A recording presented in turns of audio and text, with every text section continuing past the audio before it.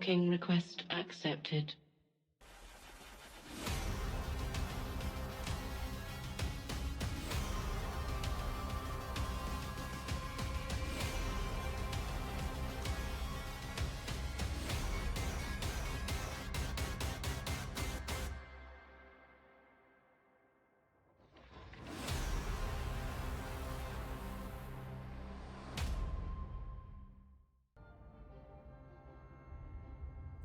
Good morning, New Eden. Today is October 7th, 2025, and this is the Federation Frontline Report.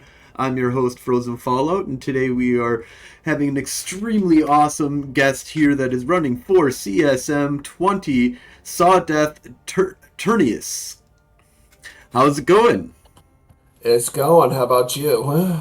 Doing great, doing great. Glad to have you on the show here, and yeah, so it's that time of year again. We're coming up on the elections, and the list isn't quite out yet, but we know who got a lot of times you get to know quite a bit ahead of time who got accepted.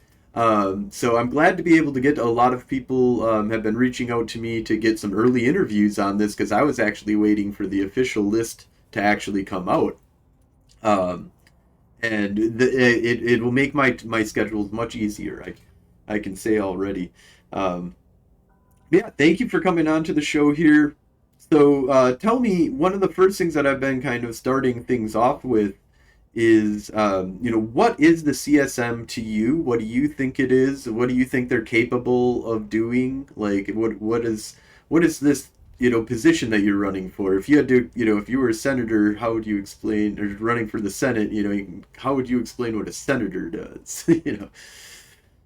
Well, the CSM, in my personal opinion, is well, since I describe, CCP as more like the captain of a big ship who's called Eve Online. And those who are on the CSM, in my personal description of it, is like we are the officers of that works for the captain. But we're more like a volunteer officers group. It just came out fresh out of the academy with all the passengers, aka the community.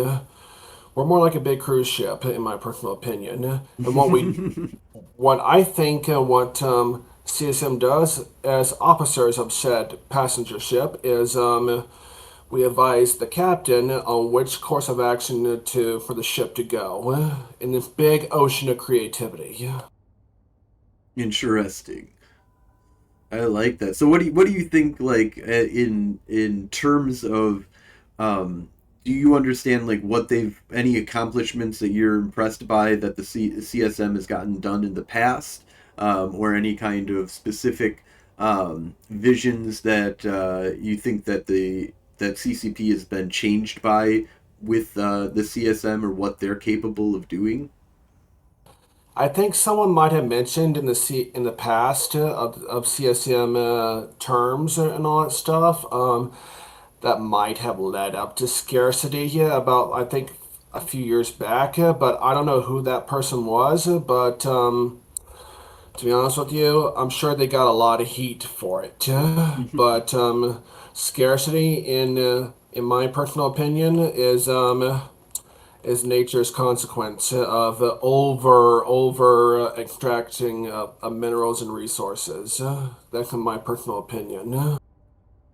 Right, so yeah, you're talking about like the CSM pushing for roicules to have a much more active participation in fleets that would, allow for a massive amount of minerals to be mined in a short amount of time by having basically a sieged mining ship that instead of, Ooh. so it was an interesting concept. I do have to say that I do remember roicule hunting back in the day was a lot of fun, and it still is to a certain degree. And but it used to be, like back then too. There was as much as like there's the idea that certain people were immune, or it was a lot harder to drop on large groups. There was a lot of small groups that were using them that were a little bit easy. It definitely made it that the Roy Kuhl has become something you can kill. That from something that barely ever even was seen close to being on the field because of the way that it was designed. And then of course they changed up the local boosts only come from you used to be able to boost the entire system. And then Roy Kuhl's got even more nerfed. You had to find a spot for them. You couldn't have them sitting in a pos anymore. And if you're going to have them on field, you got to have them doing more than compressing ore, because then why not just have a smaller ship that can do that? Um, but yeah, it's an interesting kind of you know playing with fire that a with players' suggestions are not always good. Just because you're hearing some really loud ideas doesn't mean they're really good ideas. So, but it is. I think one of the things that is unique is that, as far as I understand, CCP is the only one, or Eve Online in general is the only one, that only game that has like a peer review council that is elected by the player masses. Like, it is a really cool, unique kind of concept, and it does get you in touch with, I think, much more. Although we have a lot of like power block candidates, um, we do have a lot that have gotten in over the years that are not just power block, and just are give you a good example of what your everyday long term player has been pushing for in this game, and experiences in this game. So speaking of that, though, what was it like for you as a new player? Can you take us in the Wayback Machine? What got you into Eve Online, and what did you do when you got here? Well, when I first got into Eve Online in 2011, I had a coworker of mine who I used to work with. Apparently, talked about Eve Online, and we were out on the job site, and he mentioned a little bit that they've been around for about 8 years at that point. This is like Yeah, 2000. three. Yeah. 2003 when it first started, though, but it was Yeah, 2011 when I yeah, first heard about it. right, yeah. Yeah, and at first I didn't believe him at first, though, and I did a little Google search on it, and bang, there it is. So I decided to create an account, and also, hmm, like a moth attracted to a porch light called CCP Games, and I've been hanging around that porch light ever for about 14 years ever since. Awesome. Yeah. So what did you kind of jump into? What was the first thing that really got you into this game? Well, I started out as an Amar character though, and I'm still at it to this very day. Yeah, however, I have a few other alts that I will not mention here. And to be fair, the new player journey experience was basically almost completely non-existent in those days. And what I mean by that is that things were a lot tougher, like nobody cared about you. And those were those times back in 2011, of course, in the autumn. And to be fair, though, I wish, things were not so tough back then as they are not here in this present day and age. So, however, things are a lot different now than they were then. Absolutely, absolutely. So, what was some of the like first kind of? Did you go to nullsec? Did you stay in high sec? And what was your like activities that really drew you in this game?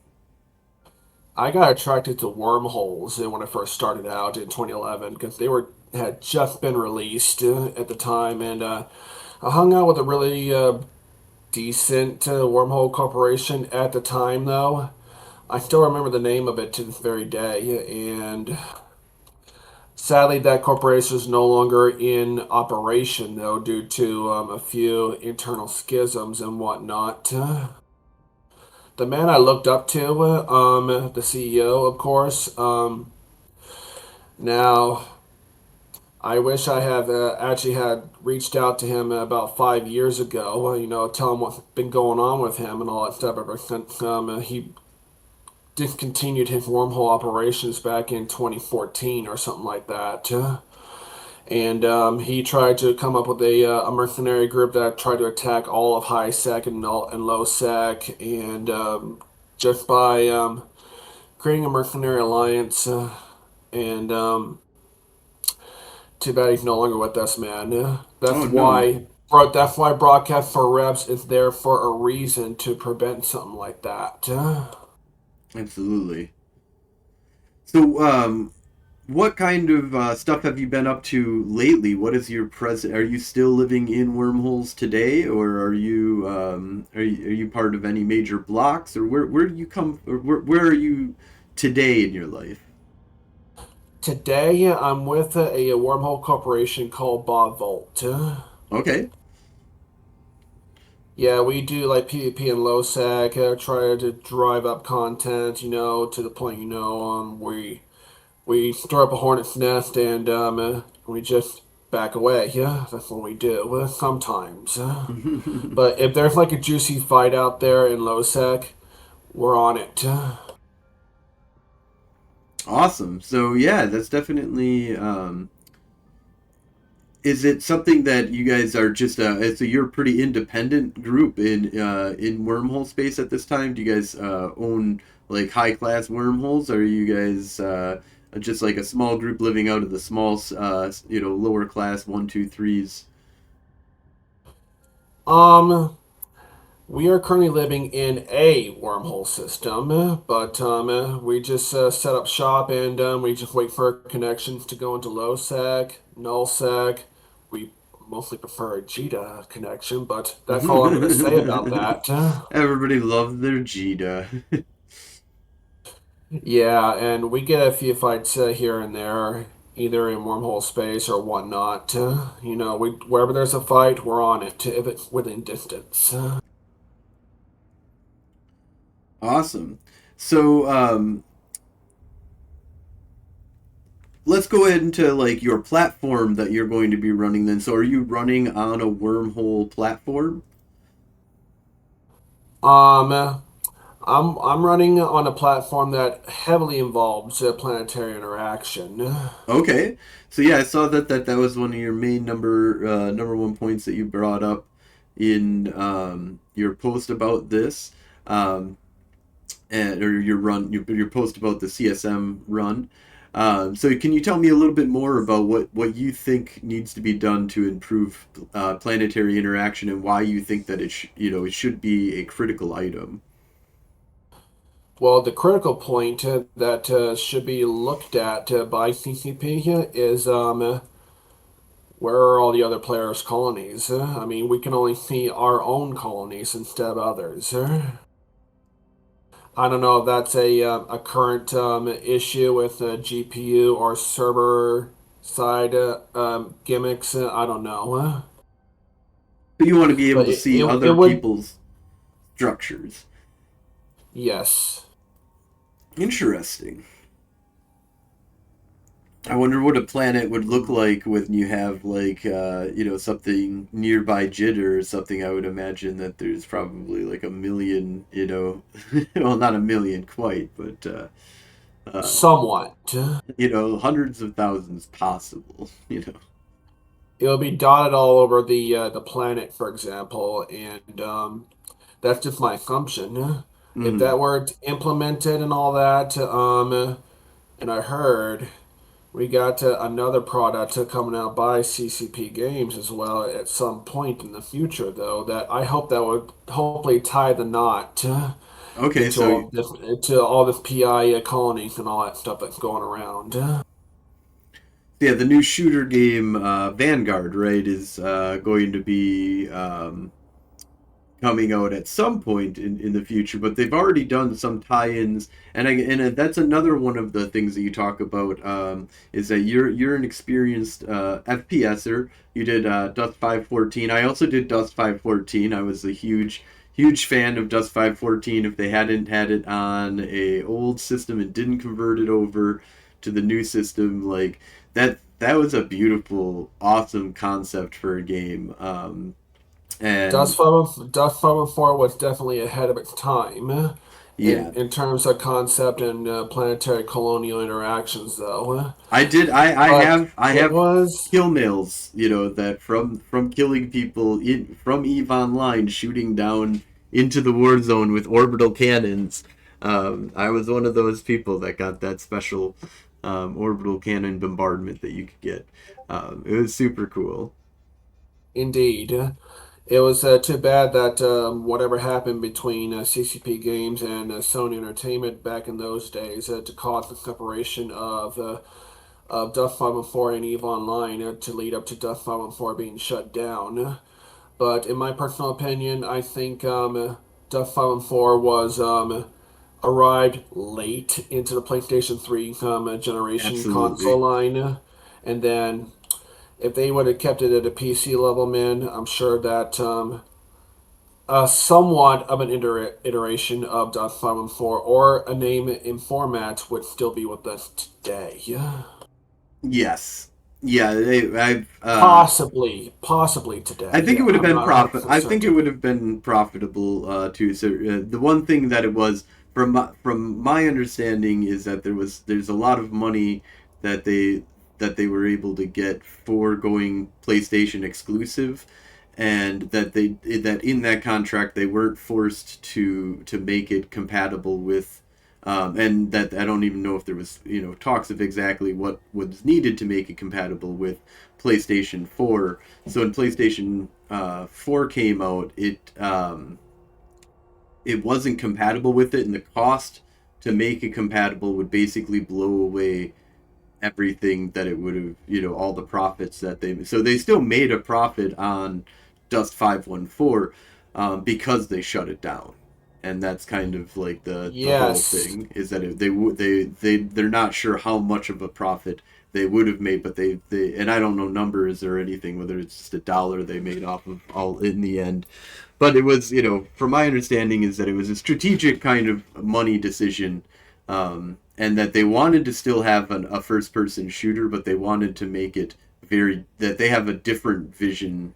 And that's one of the things that I find unfortunate is that I think Dust 514 was kind of the right vision, was it like this planetary wars that are going on that you could jump into and have a shooter, 14 versus 14 or whatever. I can't remember what the numbers exactly were, but it was a sizable amount of I numbers. think it was 16 versus 16. I'm not 100% Mm-hmm. certain on my memory at the moment though, but you're right.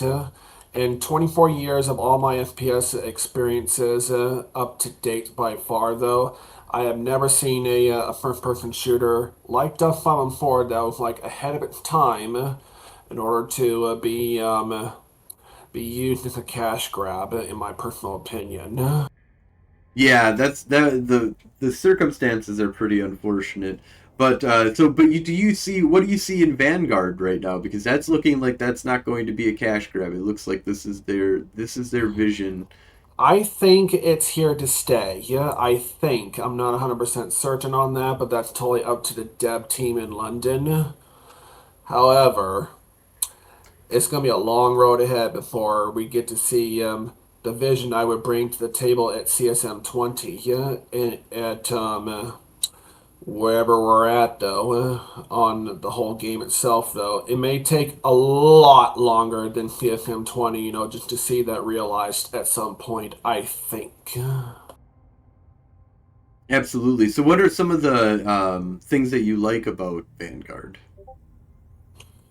It does give off it definitely brought back a lot of the old Duff Bomb and 4 veterans back to review the public events like Solstice and recently Nemesis event. To be fair, though, from the feedback I've seen publicly, though, interest in them, I believe, is fading a little bit, but not by much. But the concept is still there after all these years. But it's kind of like, for example, you remember that one commercial IRL that I think it was Red Bull, I believe, and these parrots have gotten together saying it's not like the old days, or something like that. That's how I'm describing E Vanguard at the point, All right. to where we're at currently. Awesome. And so tell me, what is the other things that you're super, interested in pushing for in EVE Online? I see that you've got a little bit of talk of faction warfare. Do you have anything that you think should be added to, or anything that you'd like to talk about with, there's been a lot of change to faction warfare lately. Um, yeah, you can absolutely raid. We just got to ask by Cut a Bruiser. Bruised? Cut and bruised. Bruised. That cut and bruised. Absolutely awesome. All right, thank you. Yeah, Um, thanks, man. and then so I was just wondering, what your thoughts on faction warfare are. Well, as I looked at recently on the war map between the four factions, though, I see that Galente Federation is on the rise at the moment, though. The Before Galente? that, No, we were on the rise. We are now backed into a hard corner. huh, They have 72 hmm, systems. We have 18. I have it up on the screen right now. Actually, I just had to, yeah, interesting. because we were at like 50, 60 systems for a while, and then they recently did a hard press. And from my understanding, is that there's a lot of paid actors, or paid mercenaries being brought in, fraternity and the like, that are being paid to come in and do a bunch of pushing for the Keldari. And from what I'm hearing and seeing in I guess I Freelancer, overlooked. I guess I yeah, overlooked. So my apologies on that and for not looking at it earlier, though. yeah, So no, not a yeah. problem. So to answer your question though about what I bring with faction warfare to my platform is I think faction warfare could use a slight tweak or a slight balance though when it comes to more missions and plexing, and also with the option to send hired mercenaries to the ground side, like Vanguard, at some point in the future, though. I don't think that might be realized immediately, but these things take time. Yeah, I did like how there was a tie-in with Dust 514, for like basically what we call advantage today, but there's a lot of a big difference, but there was a basic kind of interaction between the two for faction warfare. If we could get Vanguard involved, I think that Yes. would be super cool. Um, To my current knowledge about what Duff 514 had, at the time we had four types of contracts. If I remember correctly, we had public contracts, we had factional warfare contracts. We had planetary conquest, which is like corporate and all that stuff for that fight for districts on planets in the Molten Heath region. And the mm-hmm. last one was a very special contract that CCP could only gather invitations from other players and all that stuff at the time. I've only got involved in one of them, and that was it. Oh, cool.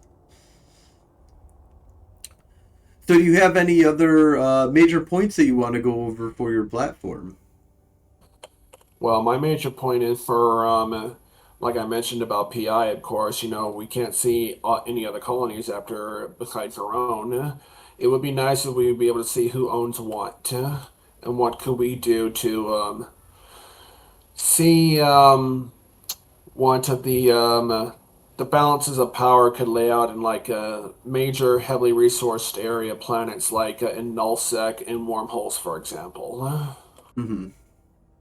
Because if you go into high security space and low security space, those two areas, though, they have very low to limited amount of resources, though, in high security space especially. All right. But if you go to places like Pockvin, for example, the resources are through the roof. Absolutely, yeah. Even if a PI colonial governor myself, for, I term that myself, for owning a particular PI colony in Puckvin. But getting there, you need a filament. For those who are wondering. Yep. Yeah, Pakistan is a very interesting place that I've used for transportation, and I do find it interesting that there's the Pachvin highways now, where you can get, from zero point 0.0 to Pachvin to high sec. Um, The and Pottsman Highway, in my personal opinion, is like a get out of Dodge thing. Oh yeah, well also the Pachvin Highway in allows you to like just or well you don't go to Pachvin to get in, but you can just filament in makes it so that it makes it really easy to just get in and get out of zero point 0.0 without having to deal with gate camps. Now personally, I don't know how much I feel. I'm a gate camper, so but I don't gate camp zero point 0.0 entrances, so I don't really care. Exactly. Yeah. So one of my other strong points about besides PI and factional warfare that I just described to you, one of my strong points is actually looking at the PvP aspect of especially solo PvP. Like in my personal opinion of getting my butt kicked a lot in the solo PvP is you reap what you sow. So prepare to face any consequences that you get yourself into, whether it be a gay camp. Huh? How am I going to get out of this one? For example, I don't see any way, just to get out of a gay camp if you have a. I remember that one particular build a few years ago in EVE Online where you actually had four warp core stabs on a stero though. But Oh now yeah. with the fix back then, which limited all the way to one. Yeah, but you still get 3 points of that one slot now gives you 3 points worth. You have to activate it. Also, I mean the cloaky warp trick. As long as you don't have to deal with bubbles, being able to break a gate camp, all it takes is a micro warp drive and a cloak, and 90% of gate camps you'll be able to get through. There is the 10% that have the decloaker. But I would say that those are extremely rare, probably more rare than 10% of the time. Uh, but it's very, very likely that if you pull off the trick right, you can get through. And even just burning back to gate, now that you can overheat your micro warp drive before you decloak, is huge. That makes it so that you can actually burn back to gate, and I've seen it at least in low sec. So I know zero point 0.0 is different with this because it's got the bubbles, right? Yep. And bubbles is what makes it so. But even warp core stabs weren't going to help you with bubbles. Like they're maybe to drift out of the bubble and get out, but you still have to get out of the Yeah. bubble.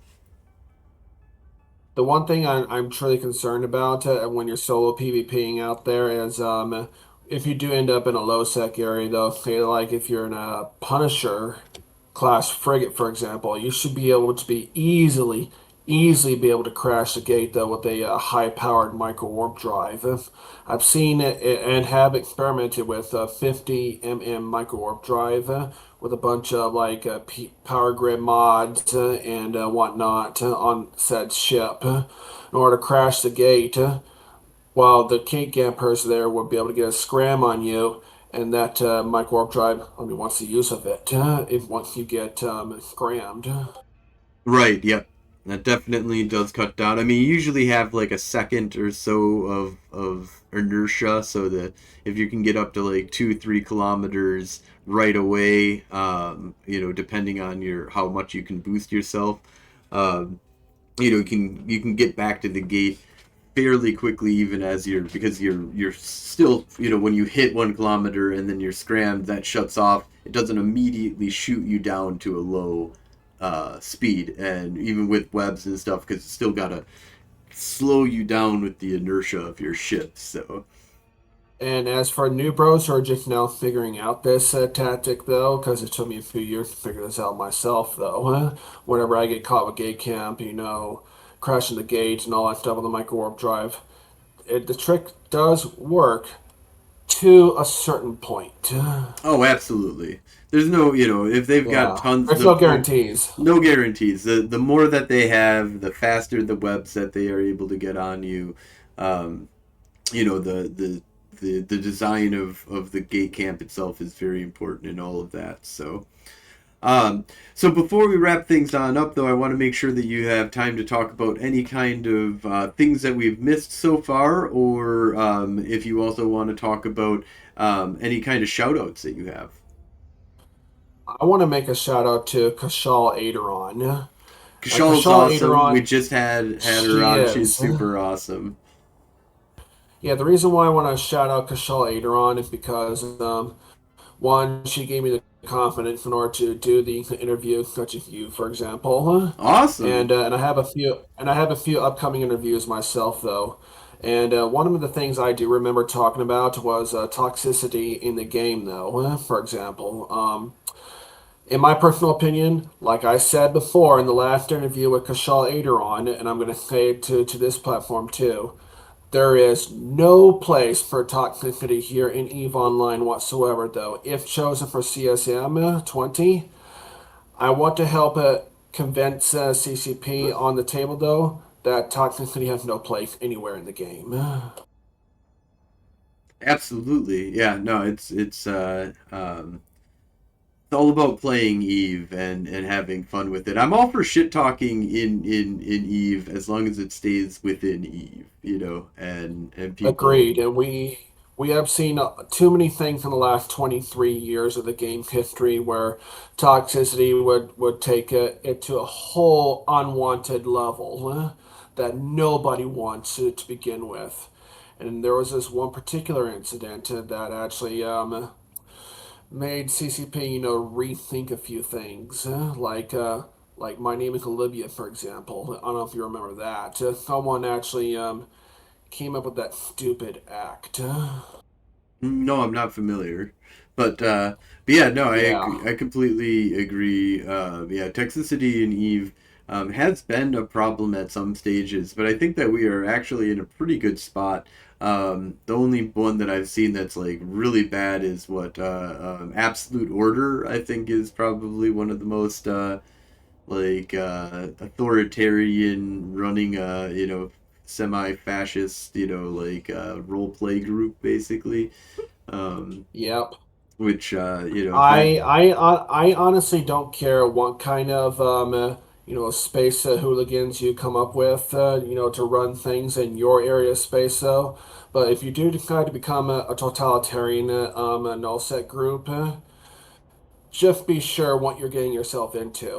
Like in the case of Absolute Order, for example, though, um, I feel like that they're gonna get their butts kicked by the whole of nullsec if this were to continue any longer, in my personal opinion. Absolutely. But yeah, so I think that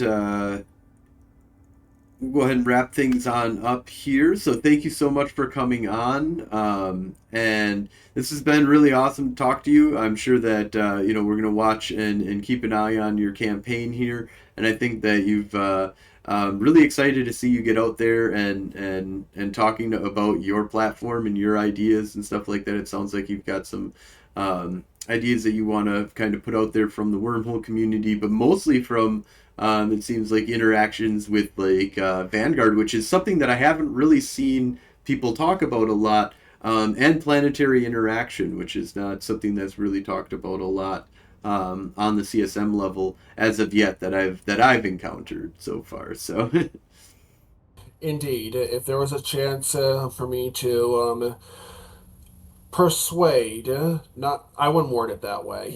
Excuse me on that one. So, if there was a way to bring it to the table, I can be a great use to the CSM. absolutely awesome. Well, thank you for coming on, and I think my puppy is about to wake up as well. So. Wide awake. All right. Well, thank you so much and have a great night, everybody.